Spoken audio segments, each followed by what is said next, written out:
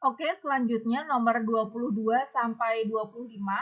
Di sini adalah part C dalam listening. Jadi, kalau sebelumnya ada percakapan antara dua orang, nah di part C ini hanya ada satu orang yang ngomong.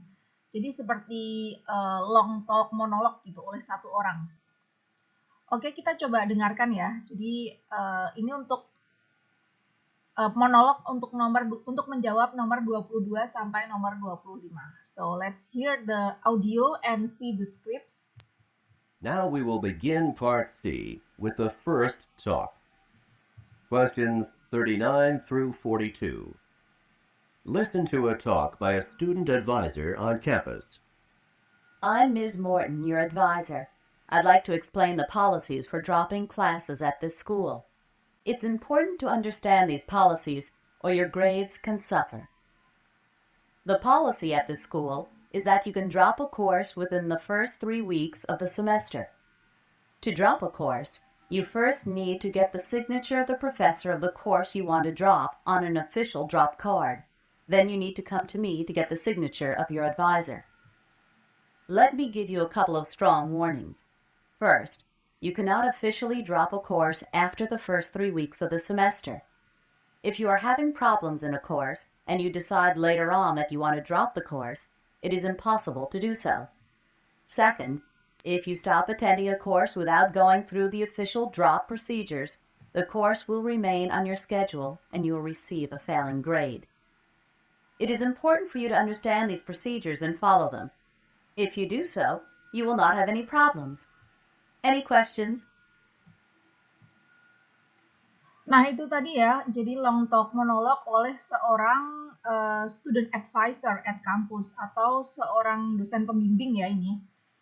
Coba kita pahami dulu isi dari long talk monolog ini. Jadi ini tentang apa sih yang dibicarakan itu? Tadi yang pertama, I am Miss Morton, your advisor. Jadi namanya saya Miss Morton, pembimbing kalian gitu. I'd like to explain the policies for dropping classes at the school. Saya ingin menjelaskan tentang kebijakan-kebijakan untuk membatalkan kelas di sekolah ini. It's important to understand these policies or your grades can suffer. Itu penting untuk memahami kebijakan-kebijakan ini atau nilai kalian itu can suffer, bisa menderita. Suffer di sini maksudnya nilai kalian bisa anjlok gitu ya. The policy at the school is that you can drop a course within the first 3 weeks of the semester. Jadi kebijakan di sekolah ini adalah bahwa kalian itu bisa membatalkan mata kuliah pada 3 minggu pertama di semester itu. Lalu, to drop a course, you first need to get the signature of the professor of the course you want to drop. Untuk membatalkan kuliah, jadi yang pertama kalian perlukan adalah mendapatkan tanda tangan profesor dari mata kuliah yang kalian ingin batalkan on an official drop card, pada kartu resmi pembatalan. Then you need to come to me to get the signature of your advisor. Lalu kalian perlu datang pada saya untuk mendapatkan tanda tangan pembimbing gitu, dosen pembimbing. Let me give you a couple of strong warnings. Saya akan memberitahu kalian beberapa peringatan gitu. First, you cannot officially drop a course after the first 3 weeks of the semester. Yang pertama, kalian itu tidak bisa membatalkan mata kuliah setelah 3 minggu pertama pada semester gitu. Jadi mungkin kalau tadi di atas dia bisa batalin kuliah di 3 minggu pertama, jadi setelah 3 minggu itu sudah tidak bisa gitu membatalkan. Lalu, if you are having problems in a course and you decide later on that you want to drop a course, it is impossible to do so. Kalau kalian punya masalah ya dalam mata kuliah itu dan memutuskan bahwa nanti kalian ingin membatalkan mata kuliahnya, itu sudah nggak mungkin. Jadi kalau sudah lewat 3 minggu pertama, itu udah nggak bisa gitu batalin mata kuliahnya. Second, yang kedua, if you stop attending a course without going through the official drop procedures, kalau kalian itu tidak menghadiri kelas gitu, kelas mata kuliah, tanpa melalui prosedur pembatalan yang resmi, the course will remain on your schedule and you will receive a failing grade. Maka mata kuliahnya itu akan tetap ada di jadwal kalian dan kalian akan mendapatkan nilai yang jelek gitu. Karena tadi kan dia stop attending course ya, kayak nggak menghadiri mata kuliah itu gitu. It is important for you to understand these procedures and follow them. Jadi ini penting untuk kalian itu memahami dan mengikuti prosedur ini.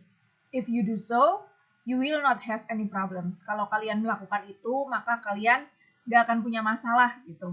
Any questions? Ada pertanyaan? Oke, coba kita langsung ke questionnya ya, nomor 22. Atau kalau di sini, number 39. Kita putar audionya. Number 39. What is the primary topic of the talk? Nah, yang ditanyakan, what is the primary topic of the talk? Jadi, topik utama. Monolog talk tadi itu apa? Kayak pembicaraan apa yang diutarakan oleh dosen pembimbing tadi ya. Tadi secara keseluruhan dia membicarakan tentang the procedure of dropping course ya. Jadi kayak prosedur untuk membatalkan mata kuliah. Keseluruhannya secara keseluruhan membahas itu sih. Jadi kalau kita lihat dari opsi jawaban, yang paling sesuai menjawab tentang topik utama adalah yang B, the procedure for dropping courses. Jadi prosedur untuk membatalkan mata kuliah. Kalau yang A, how to get a professor's signature. Bagaimana untuk mendapatkan tanda tangan profesor. Bukan ya. Tadi cuma ada bagian-bagian syarat-syaratnya untuk membatalkan kelas itu ada minta tanda tangan profesor dan pembimbing gitu. Lalu yang C, when to come and see the advisor. Kapan untuk datang dan melihat pembimbing gitu, kayak janjian. Ini juga bukan. Kalau yang D, the effect of officially dropping a course. Jadi efek dari membatalkan mata kuliah secara resmi. Ini juga tidak ada ya di monolog talk tadi. Jadi the correct answer is B.